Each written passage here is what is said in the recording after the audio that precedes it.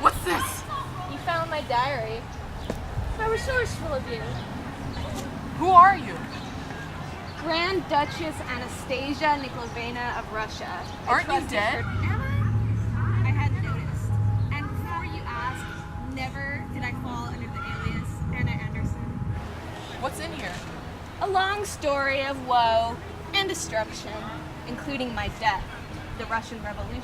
Can you tell me about it? I wouldn't be able to do it justice, but I could show you. Before I show you the complexities of the Russian Revolution, you need some context.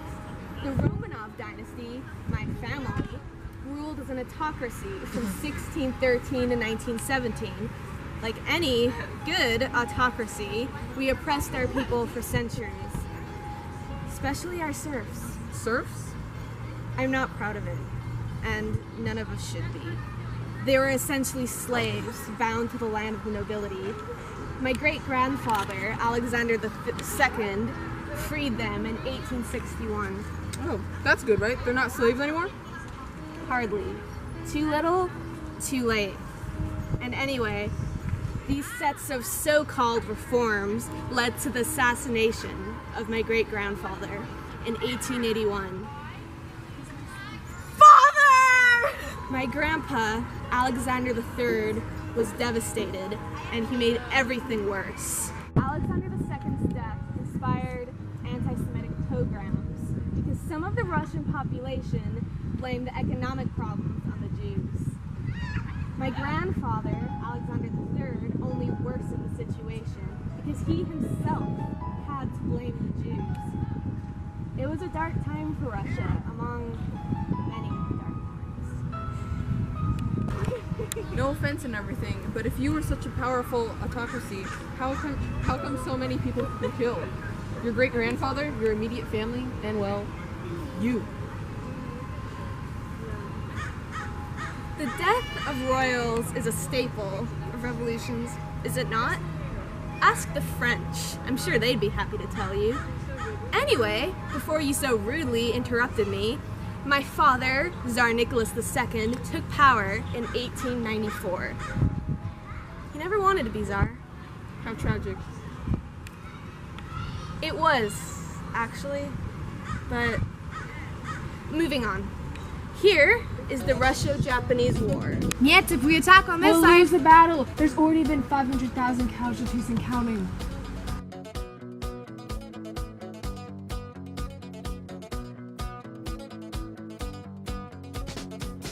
You wanted to know why the Russo-Japanese War was important, yes? It ruined our transport system, wreaked havoc upon my people. And here is where the first of the revolutions started. Finally, the good part. If you consider the mass murder of hundreds of citizens in one day the good part, then yeah, we've arrived to the good part. As per usual, in 1905, when I was 4 years old, our peasants were struggling to survive. They marched upon the Winter Palace, yet they had no intention to harm. Give us rights. Give us rights! Give us! Then what was the problem? They weren't ransacking the place like those French women did in Versailles. They only wanted their voices heard. They weren't the problem. It was our troops. Like I said, they opened fire upon the crowds, and they killed hundreds. what happened to you is nothing less than a tragedy. It's no secret that I respect and love this country, and I will do anything I need to preserve it. I've come to issue some reforms. My father established the Duma as a legislative assembly, but by 1911, when his chief advisor, Peter Stolypin, was assassinated, he fell back on most of his promises. Give me some warning, would you? Next time you drag me through space and time.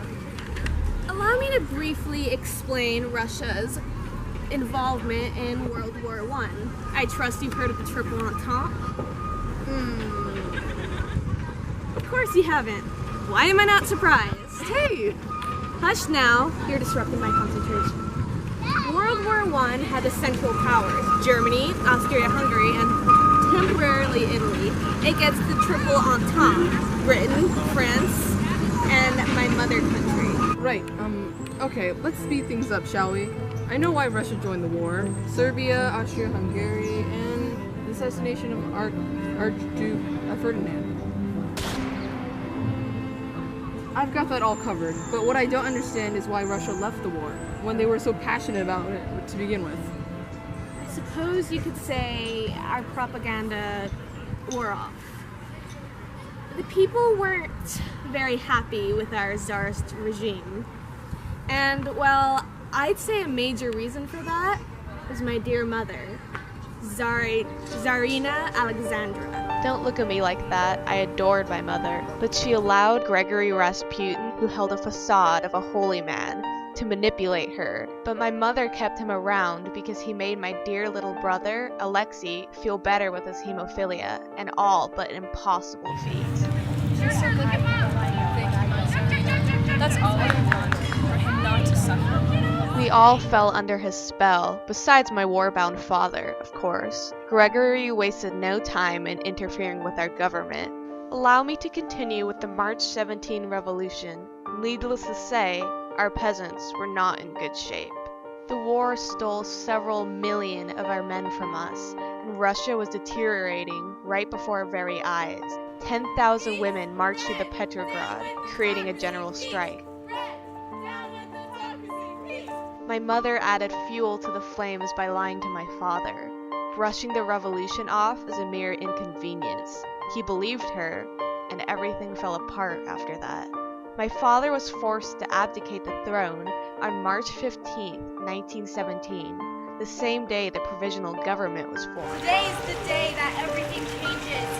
I've made it known how much I love Mother Russia, and in doing so, I therefore choose to abdicate my title as Tsar and allow my power to transfer to the new provisional government. The Romanov dynasty is now finished. Farewell. My family's dynasty ended with my father. Ironic, considering he'd never wanted to be Tsar. That's some heavy stuff. It's a bit of an understatement, don't you think? The provisional government was most notably ran by Alexander Kerensky. Not very long, mind you. At least not since the Bolsheviks arrived. What? Bolsheviks. The radicals of Russia, intent on tearing my mother country apart at its very seams. Were those the Soviets? They represented the lower classes, didn't they? So Soviets and Bolsheviks were the same thing, essentially. Essentially, yes, led by none other than Vladimir Lenin. Dissenters, fear not. We have lost a fair amount of territory, yes, but it hardly makes a difference. Europe will soon be wrought by socialist revolutions, and the treaty will become irrelevant. I promise you, my citizens, I will bring you peace. That arrogant, lying bastard did not bring about peace. In fact, just the opposite. He brought about civil war.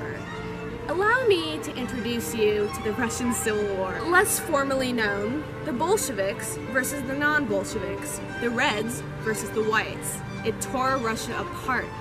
The Whites had the obvious advantage, yet the Reds won, largely due to the efforts of one Leon Trotsky.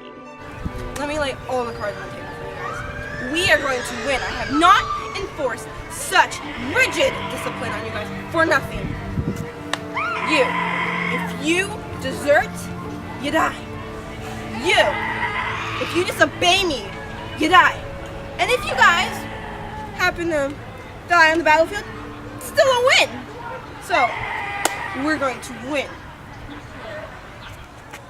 He seems a little intense. I'm inclined to agree with you there, but his methods worked nonetheless. The Bolsheviks also gained control through war communism, where food rationing and the centralization of the government fell entirely under Bolshevik control, allowing them to gain everything they needed to assist in their war. Lastly, but certainly not least, the Bolsheviks used revolutionary terror to keep the citizens in line, namely the Cheka, or the secret Red Police. They were successful. So successful, in fact, they managed to murder my family and I. It's time I bid you farewell. My diary and my journey is complete.